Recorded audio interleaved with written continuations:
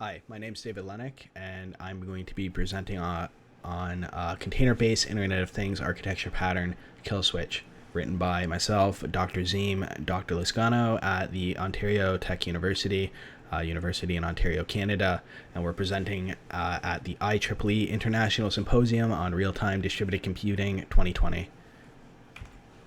So to give a brief overview of what we'll be discussing today, so we'll go through some definitions. We'll give a brief overview of what the problem area we're addressing with the pattern, and we'll give a quick scenario just to give some further illustration. We'll describe what our pattern is, give an example implementation of it, and then we'll give a brief conclusion. So some quick definitions. So what is a design pattern? So a design pattern is just a way to solve a common, narrowly focused problem, typically in the computer field. So in object-oriented programming, an example is the factory pattern. So the problem here that we're addressing is we don't want to create specific instances of a class immediately, or we have to create an instance of the class at runtime, right? So given some produced set of classes that use a predefined interface, a factory object then can be extended to create any type of the produced classes, as long as they're using that same interface.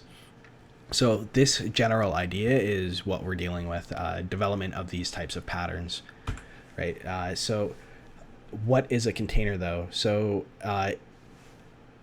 containers are a type of virtualization.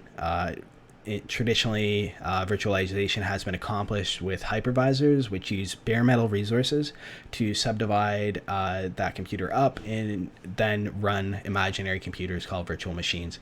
But the problem with traditional virtual machines is that they tend to require more resources, as everything from the base system all the way up through file system and the operating system all have to be virtualized, and it's very difficult or impossible to share resources between virtual machines. So containers are a different form of virtualization, and they use Linux namespaces to separate processes from one another, and C groups to limit the resources available to a specific namespace. So and then these containers also use the base operating system Linux kernel amongst themselves, right? So they all use the same kernel, they use the same code base, which makes them much less resource intensive, and as a result also use a lot less compute resources. So this allows containers to be used in a variety of ways. One of the most notable is that they are very similar to how one might use objects in object-oriented programming, and a particular instance of a container platform is called Docker, and this platform is used to create and run container images, which then are used to create containers, and then it allows these containers to all be networked together. So just a quick note on real-time containers. So this pattern is the one we're talking about in our talk here today, is of particular interest when combining the concepts of real-time computing and real-time Linux capabilities with containers themselves. So containers use the base Linux distribution's kernel. So that also means that if the kernel has real-time capabilities enabled, containers are able to utilize the real-time clock as well. So some more definitions, container patterns. So Burns and Oppenheimer describe and formalize a set of emergent design patterns for container-based systems, and it was from 2016, and to our knowledge, there hasn't been too much work done on container patterns since then, or at least formally. So they describe a few different types. So a single container pattern, meaning you have one container. Where does a container stop? Where does a container end? What's the life cycle of a container? How do you manage that single container? And other operations like that. They also specify a pattern, a set of patterns for a single node, multi-container applications. So that means, you have one computer, you have a bunch of different containers running on them. What can you do? So one of the types of patterns that is fairly well known is called the sidecar pattern.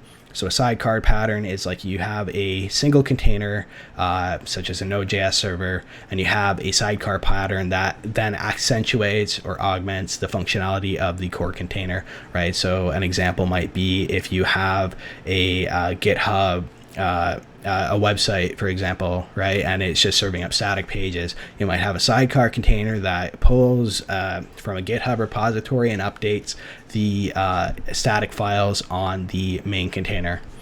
So the last type of pattern grouping that they describe is called multi-node application patterns. So this involves multiple nodes running one-to-n containers. So this is where we get into more traditional or more well-known distributed computing patterns and systems. So you get things like fan out and a leader election and that type of thing. So the problem here, though, is when you have a virtualized system, you have something called multi-tenancy. So multi-tenancy is when you have a bunch of different containers or a bunch of different virtual machines running on the same system. So this has serious security and anomaly implications. So because containers are isolated units, there should be some method of altering containers as discrete units to modify application functionality. So using the containers themselves to modify how an application works. So given some external event, the container-based application should be able to adapt to operate using a predefined set of critical functionality without significant alterations or modification to source code. That is, supersets and subsets of application functionality should be able to operate and exist in multiple modes of operation. So what we're trying to say is that given a set of containers, there should be some way to make sure that critical functionality of these of an application is segmented out into separate containers, and there should be some way to make sure that the critical application functionality is retained. So to give an example, we have a smart car, and this smart car is connected to the internet, and the different subsystems of a car's ECU are all kind of simulated or run on a single SoC in containers, right? So in our scenario, at the top, we have a firewall and a gateway out to the internet, and we have in red the different actual required functionality for the vehicle, right? So the drivetrain, acceleration, GPS, and those types of things. So in our case, our platform is running on Docker, and we have an external security system kind of listening for attacks. And in our case, the system has been attacked, and it's at the gateway right now. So because we have something happening, all of the containers in blue should be immediately killed to prevent, the surface area, and therefore, in this case, connection to the internet.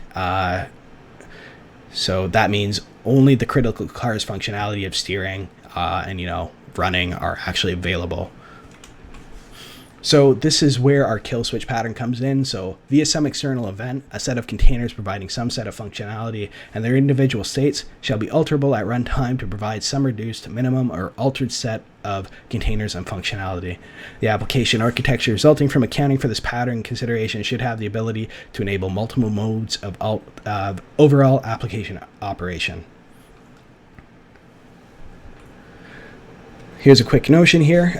So just to clarify some things, so we have a set of containers, and we also have a set of functionality that is associated with these containers, and these all kind of these two things create a application called X. So in altered state mode, given some event, let CAR be a subset of CA, let FAR or FAR be a subset of FA. So then, as a result, the subsets of CAR and FAR are combined to create an application with X with reduced functionality. So in order to test this out to see if it was actually feasible, we modified the Docker API to add this kill switch in. So we tagged containers as critical, and all others are assumed to be non-critical. And when the API was triggered, it killed all unessential containers. And you can see on the right-hand side, we have a activity diagram showing the basic logic flow of how the system will eventually get to its target state. And we also perform the same functionality in external Go script and check the performance between the two, and there was little to none because they were both running on the same little to no difference between the two because they were both running on the same system, which is good. But if you were to have the external script being triggered from outside the system, such as if you have an orchestration system, there would be significant performance overhead with the network latency to trigger these multiple API calls. When in comparison to directly implementing the API into the Docker engine, there's a significant reduction in the IPC between the orchestration and the container platform node, as well as it's more likely that it's going to be executed, right, because it's just one call being sent to the platform. So we chose not to implement a specific type of architecture in this case because we wanted it to be as generic as possible. We wanted to just see, if applications can, or if containers can be killed, in a reasonable way that would be reflective of the pattern. And who would have thought it's possible. So to conclude, we found that the emergent pattern is indeed feasible and should be used in conjunction with other frameworks. And we hope this is a step towards better embedded Linux IoT application frameworks in development, utilizing containers as building blocks. And we also stipulate that container patterns are a major potential research area, much like service-oriented architecture or object-oriented programming concepts have been. So thank you very much for your time. If you have any questions, feel free to email me at david.lennox@ontariotechU.ca.